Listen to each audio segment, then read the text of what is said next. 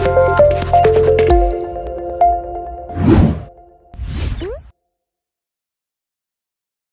teman-teman, di part kedua dari video morfologi dan semantik ini kita akan belajar tentang yang pertama ada jenis kata ulang. Jadi jenis kata ulang itu terbagi menjadi 6. Yang pertama ada dwilingga atau kata ulang utuh. Nah, kata ulang utuh ini adalah reduplikasi dari seluruh bentuk dasarnya. Contohnya, gadis-gadis, mobil-mobil, peraturan, permainan.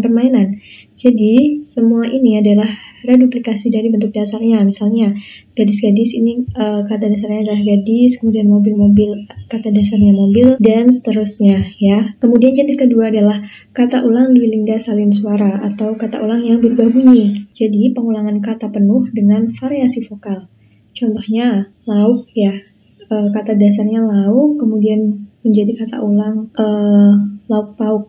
Ya, kemudian warna, itu kan bukan warna-warna, tapi warna-warni, ya. Kemudian yang keempat ada dwipurwa atau kata ulang sebagian, yaitu pengulangan sebagian atau seluruh suku awal sebuah kata. Sebagian atau seluruh suku awal sebuah kata. Contohnya, kata dasarnya laki, kemudian bukanlah laki, tapi lelaki, ya. Jadi hanya sebagian suku katanya. Kemudian ada tamu, bukan tatamu, tetapi tetamu, yang artinya bertamu ya. Kemudian jajaka menjadi jajaka. Yang kelima ada kata ulang berimbuhan. Contohnya surat, ini kan kata dasarnya ya. Kata ulang menjadi surat, menyurat dengan imbuhan men. Kemudian bertanya-tanya. Ini kata dasarnya adalah tanya dan mendapat imbuhan ber di awal, bertanya menjadi bertanya-tanya. Kemudian ada kata ulang semu. Nah, kata ulang semu ini memang merupakan kata dasar yang sudah berbentuk kata ulang. Jadi, misalnya kupu-kupu, ini kan memang pada dasarnya, kata dasarnya memang kupu-kupu, tidak ada kata dasarnya kupu. Kemudian juga gado-gado. Itu juga kata dasarnya memang sudah gado-gado, bukan gado ya. Dan apalagi compang-camping, anai-anai, pura-pura, mundar-mandir, dan alih-alih itu merupakan kata ulang semu atau memang kata dasarnya sudah berbentuk seperti kata ulang, seperti itu ya. Nah, kemudian yang kedua ada kaidah kata ulang. Kaidah yang pertama, kata dasar yang tidak mengalami peluluhan KTSP diulang dalam bentuk dasarnya. Yang tidak mengalami peluluhan KTSP diulang dalam bentuk dasarnya. Contohnya, mengulur-ulur. Nah, ini kan kata dasarnya ulur ya, teman-teman. Jadi ini tidak luluh, memang ulur hanya mendapat tambahan mengulur. Huruf U ini tidak luluh, jadi kata ulangnya menjadi mengulur-ulur. Ya, bukan mengulur-ngulur, karena tidak mengalami peluluhan KTSP. Kemudian yang kedua, kata dasar yang mengalami peluluhan KTSP diulang dalam bentuk luluhnya. Oke. Jadi misalnya, ini mengalami peluluhan KTSP diulang dalam bentuk dasarnya. Misalnya, kata dasar panggil mendapat imbuhan itu menjadi memanggil, ya. P-nya luluh menjadi itu menjadi kata ulangnya memanggil-manggil, bukan memanggil-panggil. Jadi, mengulangnya itu dalam bentuk sudah luluhnya. Kemudian yang ketiga, tidak boleh menulis kata yang semakna dengan kata ulangnya. Misalnya, saling bermaaf-maafan, saling pukul-memukul. Nah, ini bermaaf-maafan ini sudah mengandung makna saling ya. Kemudian pukul-memukul itu kan saling memukul.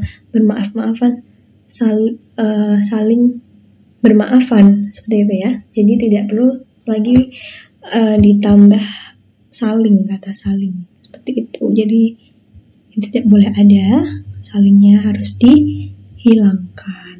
Nah, selanjutnya kita akan belajar mengenai semantik. Sebenarnya semantik itu apa?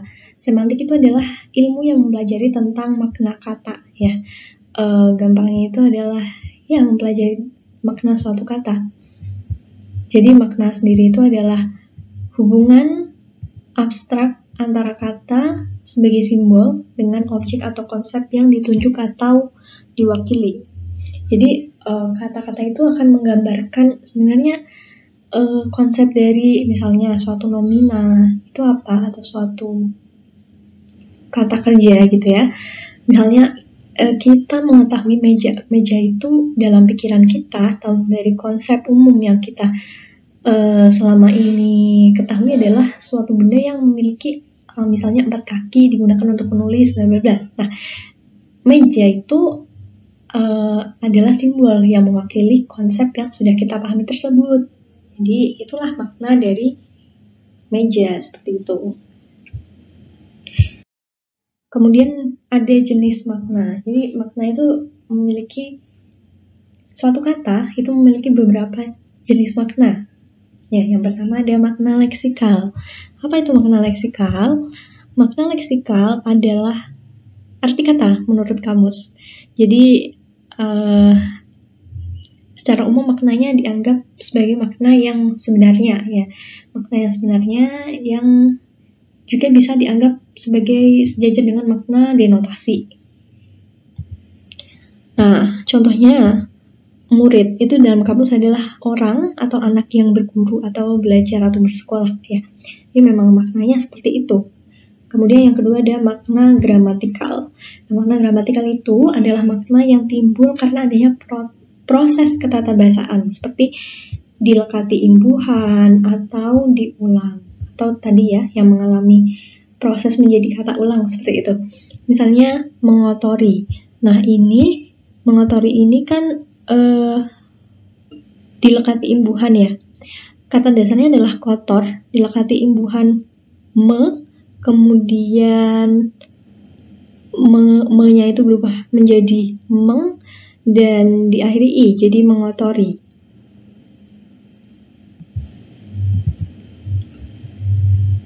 Jadi artinya kata dasarnya kotor menjadi mengotori, dan mengotori itu me-i di sini, imbuhan me-i di sini artinya membuat jadi mengotori adalah membuat kotor. Kemudian tadi kata ulang rumah-rumah, ya. Dan dasarnya kan adalah rumah, mengalami pengulangan menjadi kata ulangnya adalah rumah-rumah, yang artinya adalah banyak rumah. Sedangkan kalau kata dasar rumah kan artinya hanya rumah satu, ya. Ya, yang ketiga ada makna denotasi. Makna denotasi itu adalah makna yang secara harfiah. Memang maknanya arti sebenarnya seperti itu, atau arti tersuratnya seperti itu. Sama seperti yang tadi kakak sampaikan, seperti makna leksikal, ya. Sejajar dengan makna leksikal, makna di dalam kamus. Kemudian yang keempat ada makna konotasi. Konotasi itu adalah makna kias, artinya makna yang tersirat atau bukan makna yang sebenarnya, ya, yang didasarkan pada penunjukan secara tidak langsung. Ini ada contoh dari makna denotasi dan makna konotasi. Yang pertama ada kata bunga. Ini di sini bunga melati harum sekali. Bunga di sini kan memang dalam kalimat ini kan memang berarti bunga yang merupakan bagian dari suatu tanaman, ya. Bunga melati harum sekali. Kemudian untuk makna konotasi, generasi muda adalah bunga bangsa. Nah, bunga bangsa di sini tidak menunjukkan makna leksikal atau makna yang sebenarnya, sedangkan bangsa ini bisa diartikan sebagai pahlawan, ya, pahlawan suatu bangsa. Kemudian ada bunga bang itu besar sekali. Nah, di sini bunga ini bukan juga bunga yang bermakna seperti bunga yang merupakan bagian dari tumbuhan, ya. Bunga di sini artinya adalah tambahan biaya ketika membayar hutang, seperti itu. Kemudian yang kedua nih ada makna denotasi. Marimar habis makan pisang sambil matanya mendelik. Nah, di sini kan makan dan mata itu memang memiliki arti yang sesungguhnya. Sedangkan untuk yang makna konotasinya Nenek makan hati karena bermata keranjang. Nah, makan di sini bermakna sakit hati ya, karena kakek bermata keranjang. Mata keranjang itu artinya gampang tertarik dengan perempuan, seperti itu ya. Oke, jadi sampai sini saja untuk pembahasan tentang materi morfologi dan semantik. Nah, untuk pembahasan soal morfologi semantik pada UTBK dan SIMAK UI akan dibahas pada video-video berikutnya. So, stay tuned and see you!